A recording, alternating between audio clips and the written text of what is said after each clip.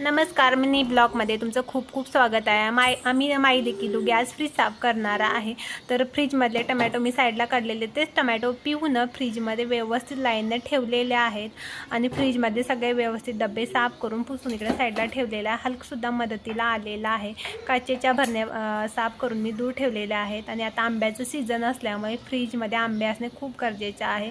आणि इकडे व्यवस्थित असं फ्रीज मी साफ करून घेतलेलं आहे आणि इकडे अंडे आहेत आणि आम्ही बिर्याणी लवर असल्यामुळे आमच्या घरात बिर्याणीचा मसाला हमेशा असतोच. आपण कधी पण बनवून खाऊ शकतो आणि फ्रीजमध्ये गूळ ठेवलेला तोच गूळ घेऊन पिऊ आलेले आहे आणि चॉकलेट समजून खाते. आणि असा मायलिकने आज फ्रीज चमकलेला आहे आणि की फ्रीजमधून घाण आलेली आहे. तर संध्याकाळच्या भाजीची तयारी करण्यासाठी मी मूग, मसूर आणि मटकी एकत्र भिजत घातलेले आहे. तेव्हा हलक बोलत होता मी करणार म्हणून हलकसुद्धा आमच्या मदतीला आलेला आहे आणि तो बघत बसलेला आहे. संध्याकाळची भाजी खूपच छान होणार आहे.